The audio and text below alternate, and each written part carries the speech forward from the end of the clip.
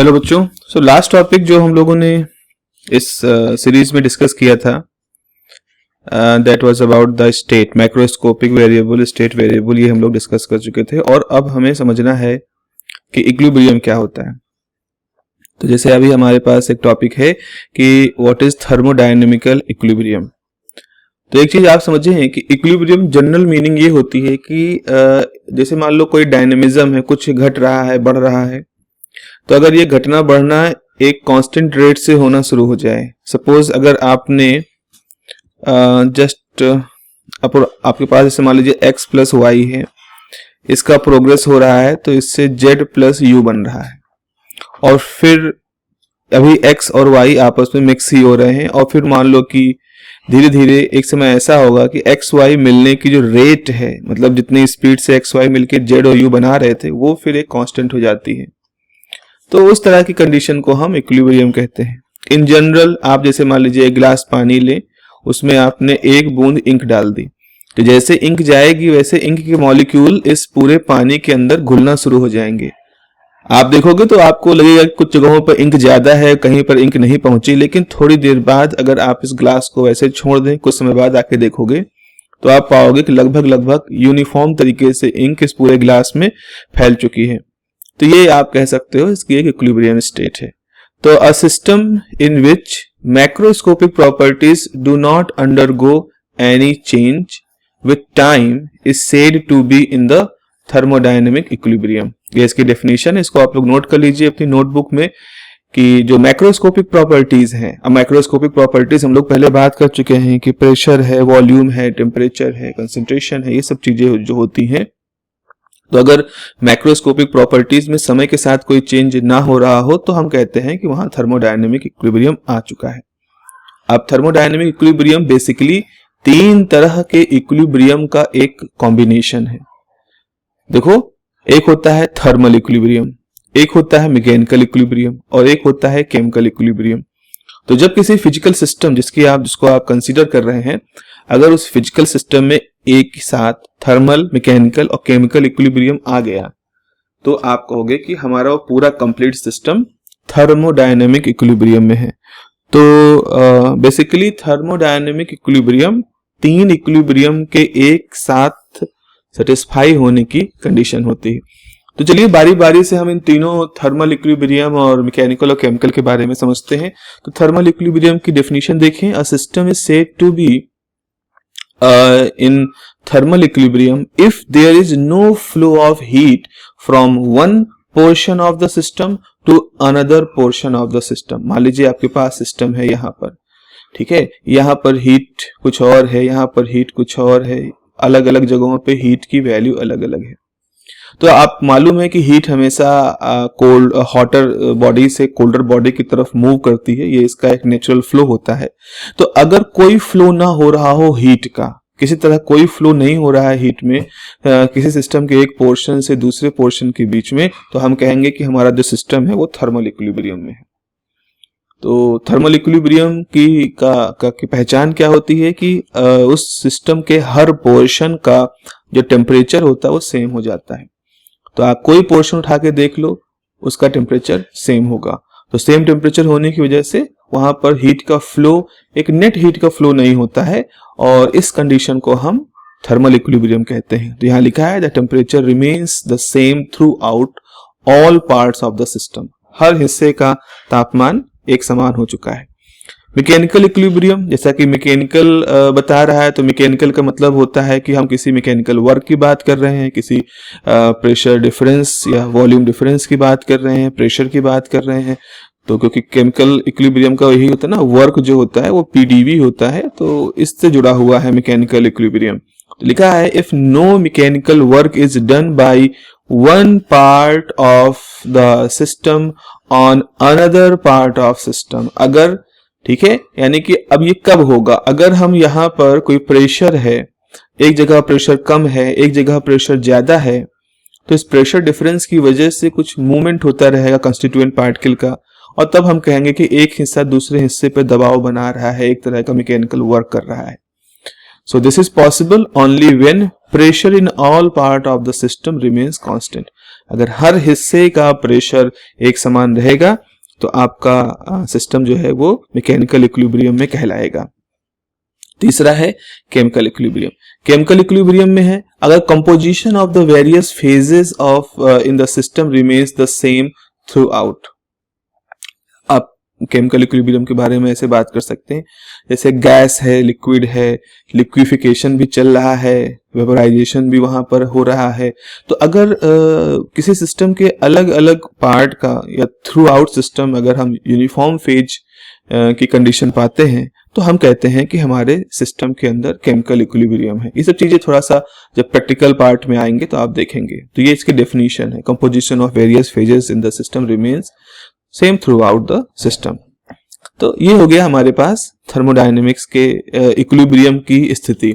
तो क्या सीखा आपने कि 3 तरह के इक्विलिब्रियम जब एक साथ एग्जिस्ट करते हैं तब हम पूरे सिस्टम को कहते हैं कि हमारा पूरा सिस्टम थर्मोडायनेमिकल इक्विलिब्रियम में है। तो थर्मल भी हो, मैकेनिकल भी हो और केमिकल भी हो।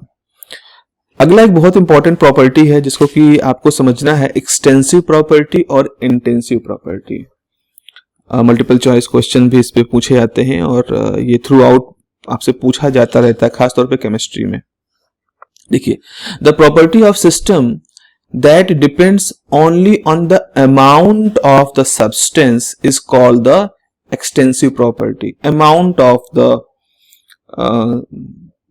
system, extent मतलब कितना अमाउंट में है तो उसका एक्सटेंट कितना है तो उसको एक्सटेंसिव प्रॉपर्टी आप कह रहे हो।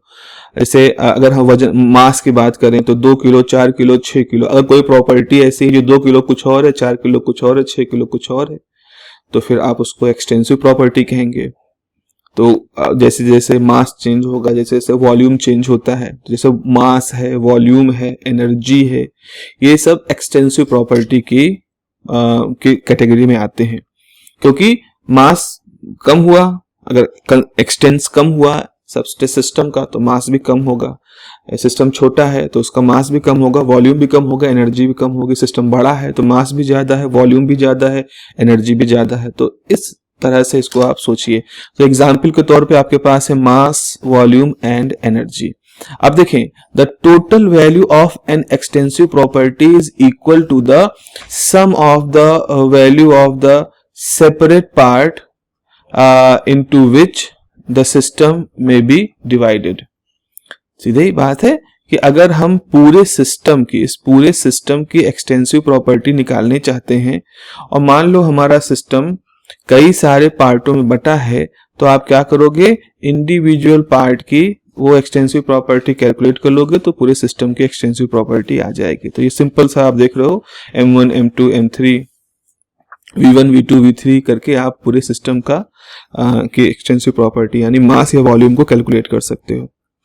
अच्छा, इंटेंसिव प्रॉपर्टी क्या होती है? तो इंटेंसिव प्रॉपर्टी एक तरह से एक्सटेंसिव प्रॉपर्टी का अपोजिट है।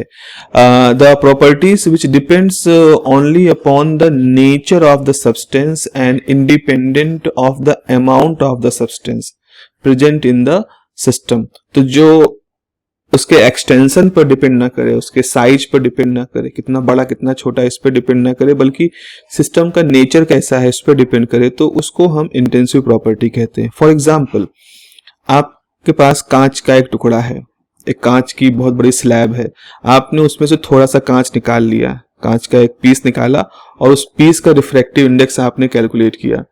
तो अगर उस पीस का रिफ्रैक्टिव इंडेक्स कैलकुलेट करोगे तो वो जो उस पीस का रिफ्रैक्टिव इंडेक्स है वही उस बड़ी से कांच की स्लैब का भी रिफ्रैक्टिव इंडेक्स होगा। इस बात पे डिपेंड नहीं कर रहा है कि आपने बड़े से सिल्ली का, कांच की उस स्लैब का रिफ्रैक्टिव इंडेक्स निकाला या उसके छोटे से हिस्से का निकाला, दैट विल बी सेम। तो वो नेचर, चूंकि कांच का जो मॉलिक्यूलर स्ट्रक्चर है वो गवर्न कर रहा है रिफ्रैक्टिव इंडेक्स की प्रॉपर्टी को, ना कि वो 10 किलो का है कि 100 किलो का है, इस पर डिपेंड कर रहा है। ऐसे ही टेम्परेचर की बात करते हैं, आपने किसी बहुत, ऐसे हम बॉडी टेम्परेचर लेते हैं तो हम थर्मामीटर को अपने मुंह में लगाते हैं, तो उसमें क्या होता है, ऐसा नहीं कि हम केवल अपने ओरल कैविटी का ही टेम्परेचर ले रहे हैं, तो वो हमारी पूरी बॉडी का टेम्परेचर होता है। तो इस तरह से टेम्परेचर हो गया, प्रेशर हो गया, रिफ्रैक्टिव इंडेक्स हो गया, स्पेसिफिक हीट हो गए, ये सारी ऐसी प्रॉपर्टी होती हैं जो कि इंटेंसिव प्रॉपर्टी कहलाती हैं। इंटेंसिव प्रॉपर्टीज हैं ये, और ये नेचर ऑफ सब्सटेंस पे डिपेंड कर रही हैं, ना कि अमाउंट पे डिपेंड कर रही हैं। अब जरा सा एक रिलेशन देखें यहाँ पर कि एक इंटर रिलेशन होता है एक्सटेंसिव प्रॉपर्टी और इंटेंसिव प्रॉपर्टी का। अगर हम बात करें तो मास एक्सटेंट पे डिपेंड करता है, एक्सटेंसिव वॉल्यूम एक्सटेंट पे डिपेंड करता है, एक्सटेंसिव है। आप डेंसिटी के बारे में देखो, डेंसिटी जो होता है वो इंटेंसिव प्रॉपर्टी होती है, वो पूरे सिस्टम की जो डेंसिटी होगी वही उसके एक छोटे से पार्ट की भी डेंसिटी होगी। लेकिन खास बात देखो, इस इंटेंसिव प्रॉपर्टी को, डेंसिटी को कैलकुलेट करने के दौरान हमने मास और वॉल्यूम को डिवाइड किया, यानी कि दो एक्सटेंसिव प्रॉपर्टी को जो हम डिवाइड कर रहे हैं तो हम एक इंटेंसिव प्रॉपर्टी पा रहे हैं। और ये चीज यहाँ भी देख रहे हो, स्पेसिफिक वॉल्यूम है, इंटेंसिव प्रॉपर्टी है, लेकिन इसके लिए वॉल्यूम और यूनिट मास को आप डिवाइड कर रहे हो तो आप इंटेंसिव प्रॉपर्टी को पा रहे हो। ऐसे हीट कैपेसिटी है, उसको यूनिट मास से डिवाइड कर रहे हो, आप इंटेंसिटी प्रॉपर्टी पा रहे हो। तो हम जब आगे फिजिकल क्वांटिटीज देखते हैं और उनके इंटर रिलेशन देखते हैं तो हम पाते हैं कि एक बहुत ही सिस्टमैटिक तरीके से ये इंटेंसिव प्रॉपर्टीज और ये जो एक्सटेंसिव प्रॉपर्टीज हैं, they are mutually related with the each other. Okay, Now the next topic is thermodynamical process। Process बहुत इंपॉर्टेंट होते हैं और प्रोसेसेस का बड़ा इंपॉर्टेंट रोल होता है केमिस्ट्री में तो खास तौर पर। डेफिनेशन क्या है? An operation by which a system changes from one state to another state is called the process. तो अब स्टेट के बारे में हमने बात की है। स्टेट क्या होता है? जैसे अगर हमारा सिस्टम किसी एक सिस्टम को हम डिफाइन कर रहे हैं तो हम उसके लिए कुछ पी वी टी ऐसे कुछ स्टेट वेरिएबल यूज करते हैं। तो एक खास सेट ऑफ स्टेट वेरिएबल्स जो होते हैं वो सिस्टम के एक स्टेट को रिप्रेजेंट करते हैं।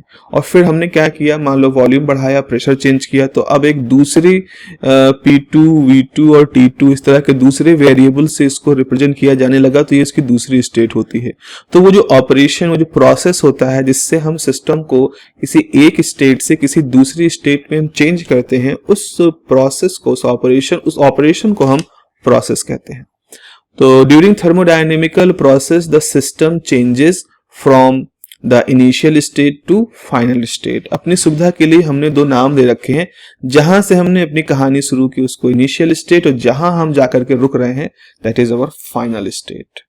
तो इनकी कोई ऐसा नहीं होता है कि एक स्टैंडर्ड इनिशियल स्टैंडर्ड फाइनल होता है। जहां से भी आप शुरू कर रहे हो दैट इज इनिशियल, और जहां पे जाके आप खत्म कर रहे हो वहां पर फाइनल।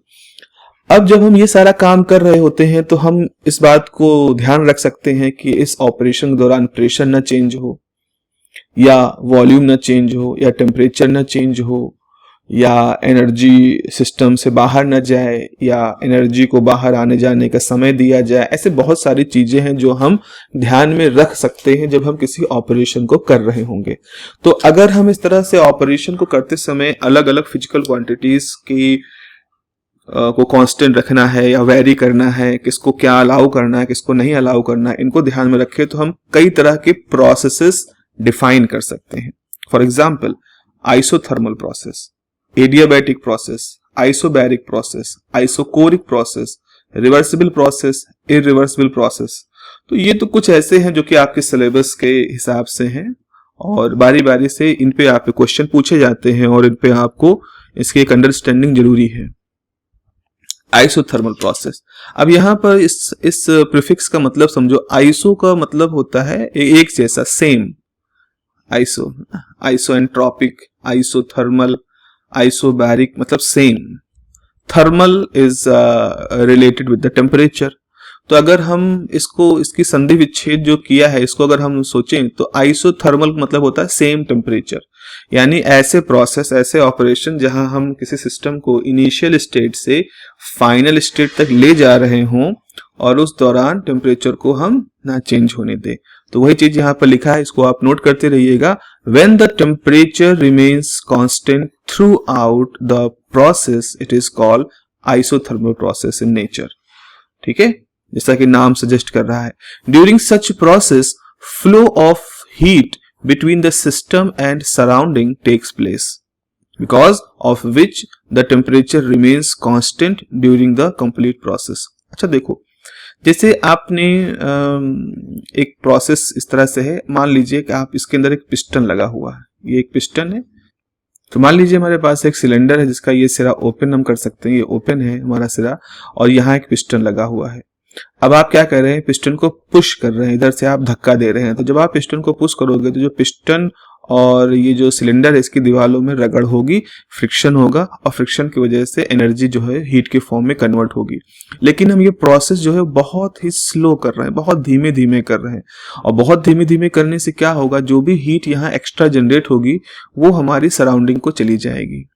तो इस तरह से इसके अंदर हीट रुक नहीं पाएगी, हीट का फ्लो लगातार बना रहेगा। तो हम कहेंगे कि इस बॉडी का, इस सिस्टम का जो टेम्परेचर है वो फिक्स रहेगा। तो यहाँ पर स्लो होना एक तरह की नेसेसरी कंडीशन है, ताकि एनर्जी के फ्लो को समय मिलता रहे, एनर्जी को बाहर फ्लो करने का, एक्सेस हो रही है तो बाहर का फ्लो होने का समय मिलता रहे।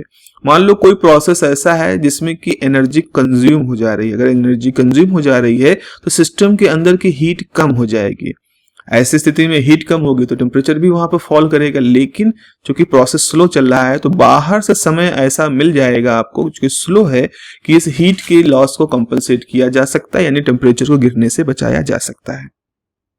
तो अगर टेम्परेचर को हम गिरने से बचा ले जाते हैं तो हम इसका टेम्परेचर कांस्टेंट मेंटेन कर लेंगे। ऐसे ही अगर हीट एक्सेस हो रही है उसको हम बाहर फेंक दें, अलाउ कर दें कि बाहर चली जाए, तो हम टेम्परेचर को बढ़ने से बचा सकते हैं, यानी उसको कांस्टेंट बनाए रख सकते हैं।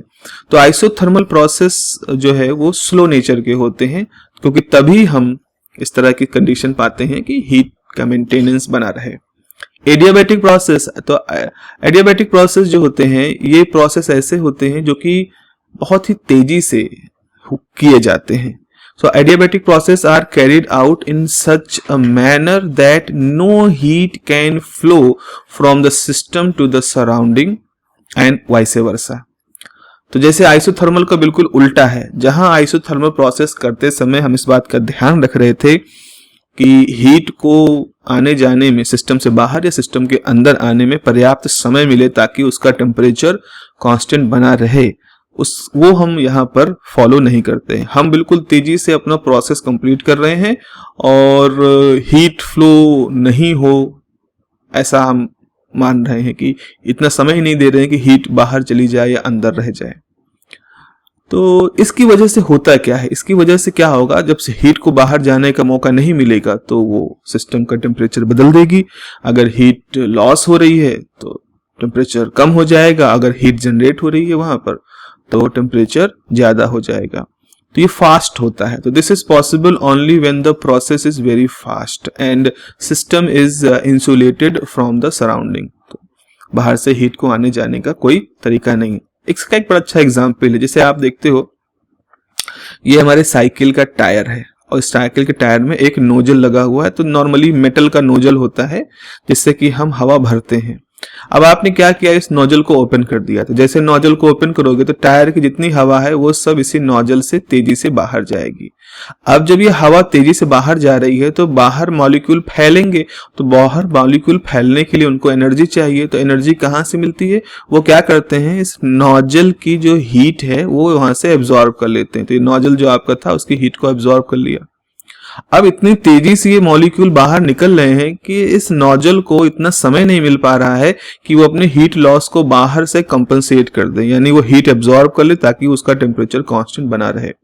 और मॉलिक्यूल लगातार इस नोजल से रगड़ते हुए निकल रहे हैं, इसकी हीट को लेके बाहर जा रहे हैं। तो इसका रिजल्ट ये होता है कि जब हवा यहाँ से निकल रही होती है उस समय अगर आप इस नोजल को टच करें तो आपको ये नोजल ठंडा महसूस होगा। रूम मतलब जो टेम्परेचर है, रूम टेम्परेचर, जो भी टेम्परेचर आपको उससे कंपैरिजन में ठंडा महसूस होगा, क्योंकि इसकी हीट इस एडियाबैटिक प्रोसेस के दौरान लॉस कर रही है और इसको समय नहीं मिल पा रहा है कि उस लॉस को कंपनसेट करे। और उसी समय आप टच कर रहे हो तो इसका मतलब है आप इसके लो टेम्परेचर को ऑब्जर्व करोगे। तो ये ऐसा एक्सपेरिमेंट है जिसको आप खुद कर सकते हैं। Okay, another is isobaric process. Isobaric process में आइसो मतलब सेम, बैरिक मतलब होता है बार, बार जो है वो प्रेशर के लिए होता है। So the process during which pressure remains constant is called the isobaric process.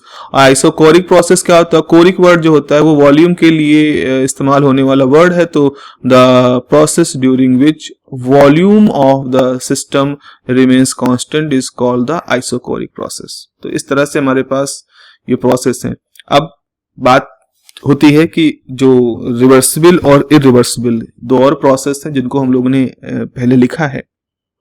तो इरिवर्सिबल और रिवर्सिबल प्रोसेस के बारे में क्या होगा, तो वो तो हमारा अगला टॉपिक ही है, क्योंकि बहुत डिटेल में हमें थोड़ा उसको समझना है, क्योंकि बहुत सारा डिस्कशन हमारा इसी रिवर्सिबिलिटी और इरिवर्सिबिलिटी के इर्द गिर्द घूमता है। तो सेकेंड लॉ ऑफ थर्मोडायनेमिक्स भी जब आप बात करते हो तो वहां पर भी हम रिवर्सिबिलिटी और इरिवर्सिबिलिटी के डिस्कशन को स्टार्ट करते हैं। तो नेक्स्ट टॉपिक जो हम लोग डिस्कस करेंगे that will be about the reversible process and irreversible process. So have a nice day and take care of yourself.